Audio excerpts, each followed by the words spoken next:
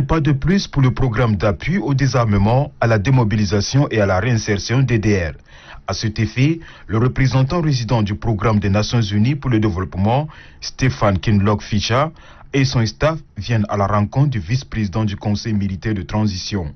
Avec le général de division Djimadoum Tiraina, les deux parties ont échangé sur un projet d'appui commun qui vise à concrétiser le dialogue national inclusif prévu par les hautes autorités du Conseil militaire de transition. Ce projet d'appui vise 3 résultats majeurs, à savoir la participation de la population, la promotion de la cohésion sociale et l'intégration de l'approche basée sur les droits de l'homme. Pour le vice-président du Conseil militaire de transition, l'appui conséquent des partenaires au développement est nécessaire pour la concrétisation du dialogue national inclusif. Le ministre de l'économie, de la planification, du développement et de la coopération internationale apprécie les échanges avec les partenaires qui fondent un espoir sur la concrétisation du dialogue national inclusif.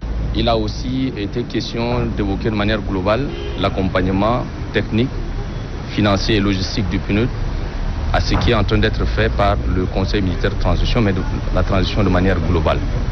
Notamment la mobilisation des ressources en faveur de la feuille de route que le gouvernement a adoptée il y a une date récente.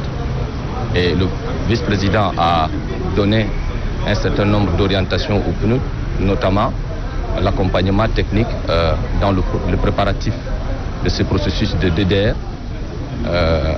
aussi la mobilisation des financements pour la mise en œuvre des autres aspects de paix, sécurité, de renforcement de capacité de tout ce qui a comme mécanisme de processus. Le programme d'appui au désarmement, à la démobilisation et à la réinsertion prévoit un budget de 9 millions de dollars.